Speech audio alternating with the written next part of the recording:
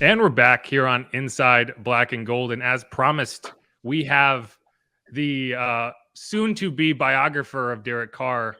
That's a joke. Host of Silver and Black Today and Raiders writer for Sports Not, Scott Goldbranson. He's spent a lot of time talking about Derek Carr for the last 9 or so years. So figured who better to get an inside look at what the Saints should be expecting than to bring him in. I'm Jeff Nowak alongside Steve Geller as always. Scott, how you doing today? Good, Jeff, Steve, great to be with you. The silver and black meets the black and gold. I love it. You know, Yes. we got all these colors going on. We got a common color. We have 2 precious metals involved. I mean, it should be a good show, right? Yeah, but ours is more valuable. That's true. But ironically enough, silver is mined in Nevada. It's the largest deposit of silver in the world. So there you go. It all fits well. This is a Precious Gems podcast now. We're going to upgrade. But no, so yeah, you obviously just kind of distill for the Saints fan, what is kind of the ethos of Derek Carr? Like what, as you kind of, in like a few sentences, if you can, what is Derek Carr as like a player, as a person, you know, just what are Saints fans, what should Saints fans be expecting?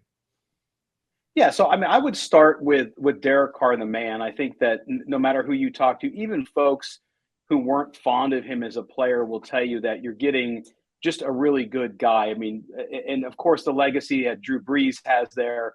I mean, this is the same kind of guy. He's going to be a guy that's going to be really involved in the community.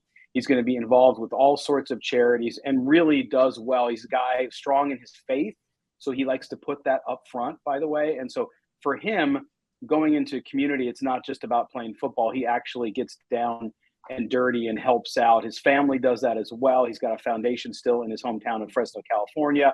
When he got to Las Vegas, coming from Oakland, when the team finally did move there, he got very involved in the community. It was very visible as well. So I think from the perspective as a human being, there's no arguing that Derek Carr is a phenomenal guy and really lives his life by a true north. He's really directed at family life. He's directed at doing well and giving back in the community. So from that perspective, New Orleans gets, I think, a new resident who's really going to make the community a better place. So, you know, and that at the end of the day, we all talk about football here, but that's the stuff that matters most in the world. And so you got to give kudos to Derek Carr for that. As a football player, getting a very good quarterback, a guy who I think if you could describe his career with the Raiders was just a little bit unfinished, a little bit disappointing from the perspective of the team was never built around him significantly. I'm not just blaming the team. He's got some of the blame himself, which we'll get into. But I do think that Derek Carr, in the right situation with the right people around him, can be a quarterback that can take you to the promised land. I think it has to be the right situation. We thought early on that the best place for Derek Carr was going to be the NFC South. And sure enough, landing there with the Saints was not a surprise. And I think he's got an opportunity there with what the Saints have built to do well and to do something he could never do as a Raider, and that's win a playoff game. And I think that's what you see is you'll see flashes of brilliance, and you're like, how could a team give up on this guy? How could a team after 9 years just say goodbye to him? But then you'll see the other side of Derek Carr, which is he sometimes makes decisions at a level where he's a 9-year veteran. You're thinking to yourself, okay, why did he just do that? That doesn't make any sense. Why is he inconsistent? And that's why he's not in Las Vegas. Was he came in, Josh McDaniels, of course, new head coach, Dave Ziegler, new GM. He had basically kind of a tryout year, and he had one of his worst years since his rookie season. So for whatever reason, it just didn't work out. And we said, I think after 8 weeks last season, guys, that it was probably best for an amicable divorce. Sometimes a guy needs a different address to reach his full potential. And I always thought about that with Derek Carr. I always said, you know what? He'd been through so much with the Raiders that it would be best for him and probably the team to just move on from one another. Unfortunately, it didn't end as well as I thought it could. But certainly Derek Carr, the football player, will be a player that I think Saints fans, especially with what you've gone through the last few years at quarterback since Drew Brees retired, that you'll be happy with. And we'll see if he can get over that hump that he was unable to do with the Raiders. We've been hearing a lot from his brother David going around talking about how even when other teams were after him and pursuing Carr during the process, and then Indianapolis at the combine and all, that he really took heart that the Saints players were just in constant contact with him. It seems like it's almost like, I guess, his heart got broken there in Vegas with this in a bit. And it's like he's looking for that I want you to want me kind of thing. And it's kind of hard to believe in this QB hungry market that I thought Carr would have a lot more suitors than he did, honestly. Yeah, I did too. At least, at least a few more. I think that in the situation with Derek Carr, the one thing you'll learn about him, guys, as you cover him, is no matter what he says at the podium, he's a very ultra sensitive guy. I mean, it just is, and you can tell people. If you studied any psychology, people give you tips when they say certain things. And Derek Carr would say a lot when he could criticize. And of course, social media is a cesspool. We all know people just go crazy on there, and it's unfair to players. A lot of times they are human beings after all. But Derek Carr, when he was being criticized or when he's going through bad situations, he would always talk about how he doesn't listen to any of that. He doesn't listen to any of that. Well, that tells you he was listening to it. And I think it got to him several times. And then his family, you talked about David Carr, they go out and defend him actively. They let Derek be the player, and they kind of go out and they're the henchmen to go out and kind of confront people when they say things about it, whether it's Rich Gannon, a former NFL MVP, who they really tried to drive into the ground because he criticized Derek Carr. And that's the downside to it. But again, I do think that it was an unusual situation, and some of it not his fault. I think, listen, you have a guy who's been there 9 years, has a losing record, but you never brought anybody in to challenge him. Like, he was never challenged. And I don't care how good you are. It's always good to have somebody challenge you and get you better. And I think that the organization failed Derek Carr ultimately because of the number of head coaches, because of the number of GMs. There was just never a consistency there. And so I think psychologically at some point he might have there might have been a switch flipped that just made it somewhat impossible for him to reach his full potential with the Raiders. Yeah, and I think that's kind of where we can go next is, what did hold him back? Because I feel like in my years of watching Derek Carr intermittently, right, like I didn't happen upon a lot of Raiders games in New Orleans. It's not the game that shows up, right? And they haven't been good enough for me to have to watch them.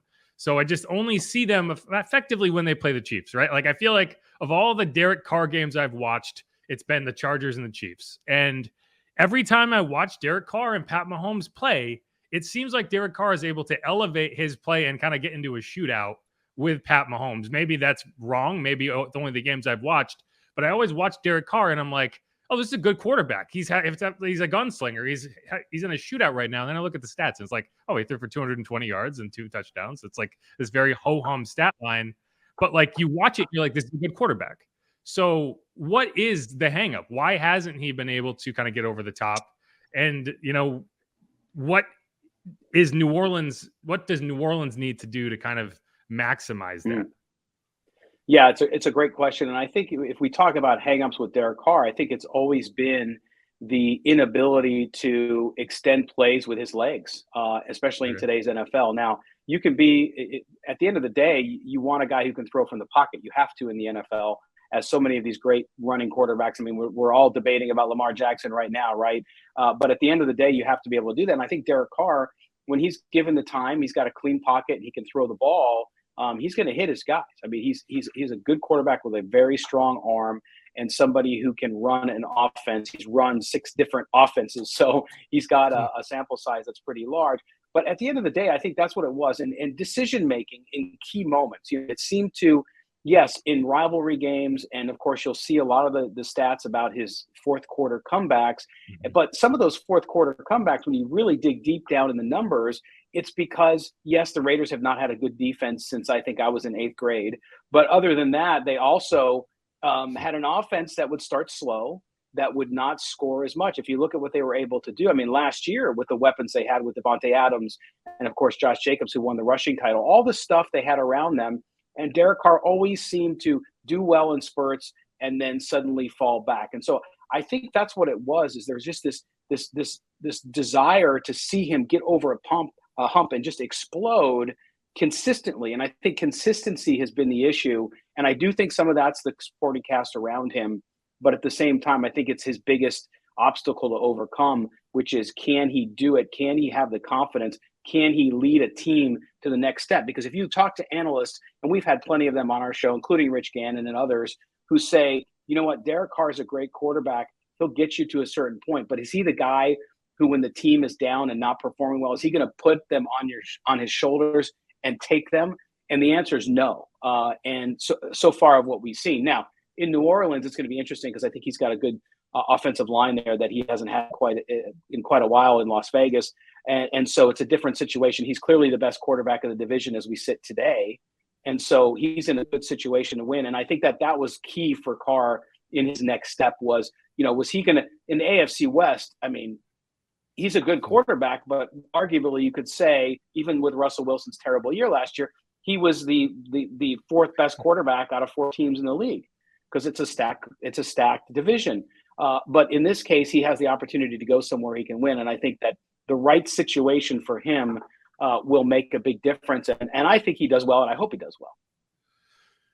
You mentioned that fact of, Carr being that guy late in the game to lead a team kind of situation, but is he at least that vocal leader, I would say, that someone is able to rally the guys around him kind of thing, the rest of the teammates believing in his message, I guess, coming across. And unfortunately, with Carr coming to New Orleans, I wish Devontae Adams obviously could as well, because they seem to have a great rapport. They do. Yeah, obviously playing together in college too helps that they've known each other. Absolutely. And their tendencies for a long time. But yeah, I mean, listen, I think that if you look at that situation, in the locker room, guys loved him, right? But that's because he's just a good guy. He was a leader 2 years ago with the John Gruden emails when John Gruden got forced out and had to leave because of those emails. And then, of course, you had Henry Ruggs involved in the deadly car accident. That was a real tough time. And what did Carr do? Carr really just stabilized the locker room, kept everybody on the same page, and with a late season run, got them to the playoff. So I think Derek Carr in the locker room is a good guy to have. Is he the raw guy who's going to get in somebody's face? Absolutely not. He's not confrontational like we see some of these great quarterbacks that they tend to do. In even Drew Brees with the Saints, right, would get on guys and kind of lead the infamous speeches before the games and the huddles on the field. Drew Brees got me fired up. I wanted to get up and play. So he's not necessarily that guy, but I think he's definitely a leader by example. And he's a guy that people are going to go to and trust because he is such a good dude and he does care about people. One thing you said that I find funny is like, he's not that mobile, but at the same time, he's definitely more mobile than Andy Dalton. So in that sense, He's a clear upgrade from a mobility perspective. Heck, even he might be he probably is more mobile than Drew was. So he might be the most mobile quarterback the Saints have had since like Aaron Brooks, which is saying something about the Saints. But, one thing that I am curious about, obviously, this is not a new thing. Dennis Allen having Derek Carr as his quarterback, right? The Raiders know very well what Dennis Allen and Derek Carr kind of look like as a pairing, at least 4 games of it, because that 2014 season, he got fired after 4 games. They also now have their defensive coordinators with the Raiders in 2014, their secondary coaches with the Raiders in 2014. It is a very much Raiders 2014 experience. And I'm just curious that's got to be weird from a Raiders perspective of like, I remember this. And I mean, obviously Derek is a different guy than he was back then. I think a decade apart from anybody will be different, but I'm curious, what is kind of the reaction like when you see that, and you can like hold it up against, oh, look at that. Okay. Well, it goes to show something that you guys know really well, and I know probably your listeners know well if they're big football fans, which is the NFL coaching fraternity is very small. It's very insulated. And because of that, you're going to see guys, they're going to cross paths many times in the course of their career. And in this case, a player like Derek Carr, who first started for Dennis Allen, gets an opportunity to go back with him. And so, it's interesting. I think, Raiders fans overall have been telling us, boy, he's going to get him fired a second time, is kind of the people who don't like Derek Carr. That's what they say about Dennis Allen. Because Derek Carr, I think they were 3-13 that year. They ended up that year. And so on. So that's the inside joke. But a lot of Raider fans, Derek Carr was polarizing for Raider fans. Ex-coaches are polarizing. I mean, the Raiders have had so many coaches It's almost like if you look at the family tree of the band Deep Purple, I think they've had like 70 members Deep Purple, and it's sort of the same thing with Raider coaching staff. So it's one of those weird situations, and Raider fans I think are looking at it and saying, "Wow, it's so weird how it's kind of come full circle like that for Derek Carr, and it's got to feel strange for him." But clearly, the Saints organization believes in Dennis Allen and what he's doing with that team, and the familiarity there is going to be great for them because at least they have that. And I'm sure that lent very massively to Derek Carr feeling comfortable when he came down to New Orleans and visited. Are any soon-to-be guys on offense, soon-to-be free agents that may be tempted to follow Derek down to New Orleans? I don't know. I mean, that's the thing that was surprising to me because when Derek Carr was before he got benched and kind of stepped away from the team for those final 2 weeks of the season, all of his teammates always showed love, talked about him. And then after that happened, there was a little bit of a shift. They didn't throw him under the bus or anything, but there was just like, hey, it's a business. We got to go on. And so, yeah, I mean, I don't know about free agents. I do think, I mean, because Josh Jacobs was tagged. And obviously the Saints have a good running game already, but he was tagged, so he's going to get a long-term contract before July, I believe. But Darren Waller, I would watch for that because Darren Waller and Derek Carr have had a great connection. Waller's been injured a bit too much the past 2 seasons, and that raises some questions. But the Raiders could be in a position, depending what they do during this draft and offseason, to perhaps move him. I don't know that they have the confidence they had in him, as great as his abilities are. So if they're looking for an old school hookup between former teammates, that might be a good one to watch out for New Orleans, is the availability of Darren Waller. Yeah, Saints fans have nightmares still about Darren Waller when he destroyed them in Vegas. Yes, yes.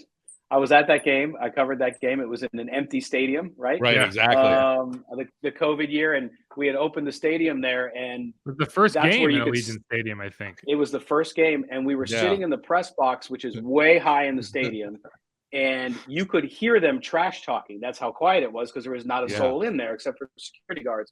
So it was a really interesting game as well. But then, of course, Derek Carr comes to New Orleans this past year, can't get past the 50-yard line the whole game. And we signed him. Let's get him. Which is really interesting.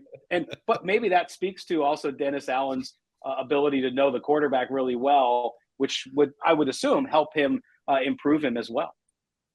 Yeah, it is telling about how much Dennis Allen likes Derek Carr that he himself managed to shut him out and keep him from getting past the 50-yard line. It was like, I want that guy. I want him. Yeah. I know the secret no one else does. Absolutely. But I'm gonna put you on the spot here, and Derek Carr's gone now. You don't have to worry about any David Carr backlash. So we'll take the hit.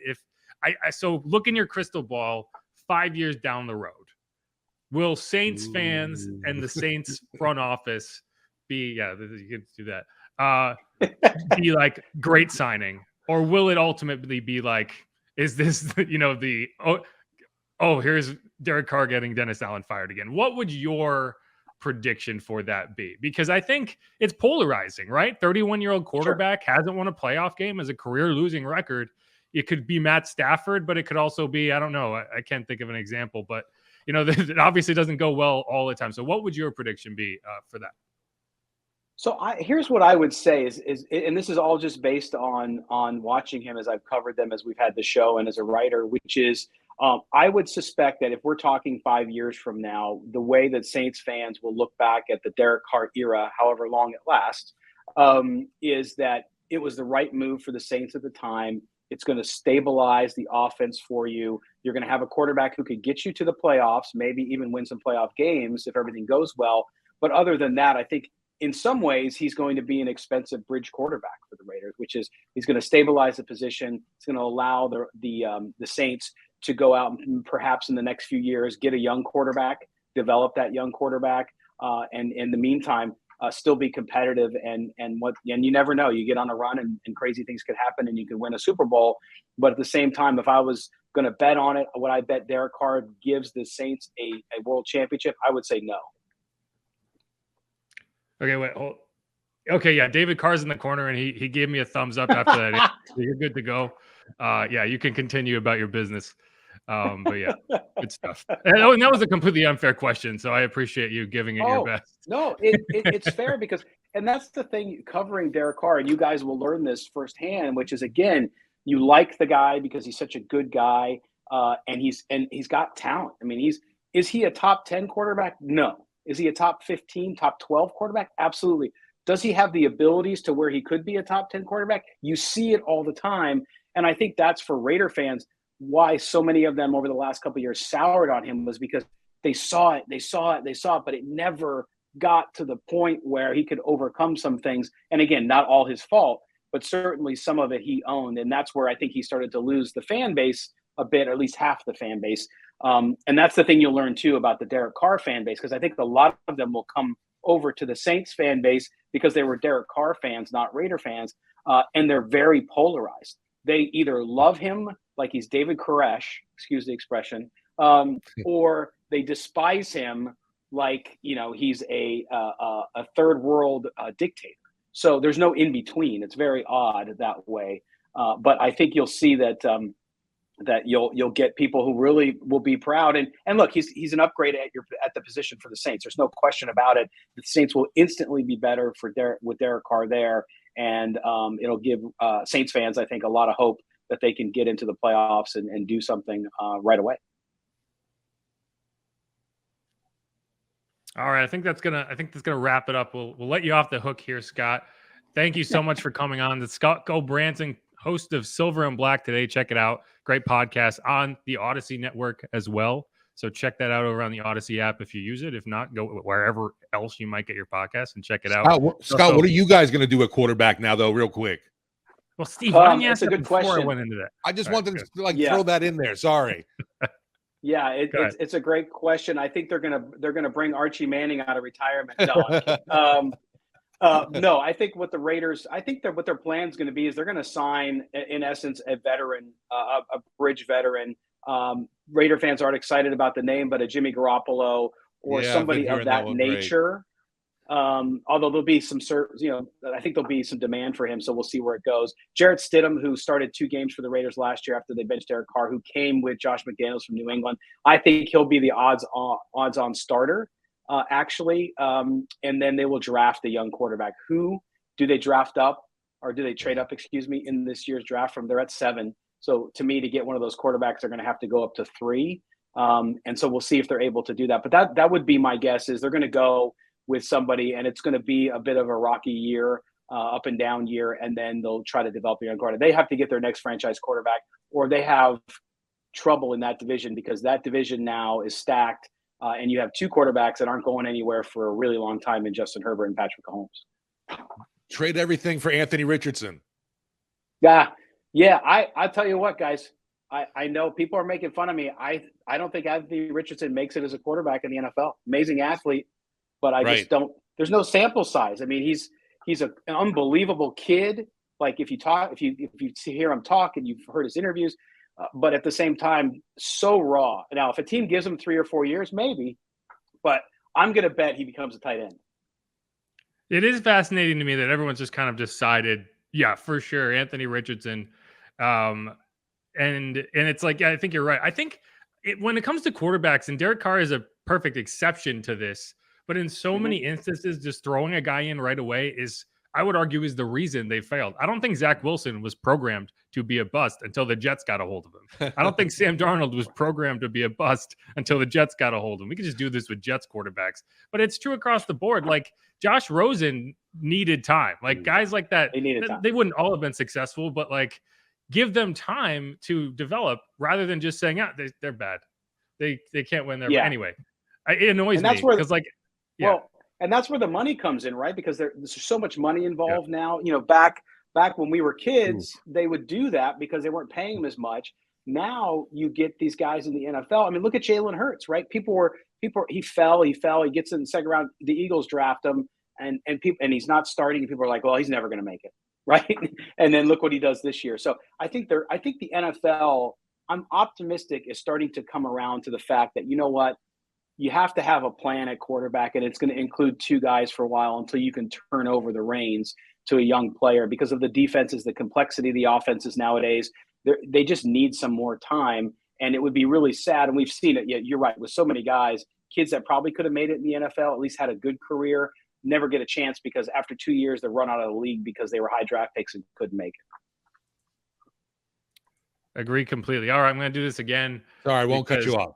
Because I can't go back. Anyway, Scott, thanks so much for coming on. Check him out, host of Silver and Black Today podcast, also on the Odyssey Network. He's also Raiders writer for Sports Not. Currently trying to figure out who's going to start for the Raiders next year, as the rest of us are. And and just fishing for David Carr to stop giving him grief on the internet. Scott, thanks so much. Appreciate it.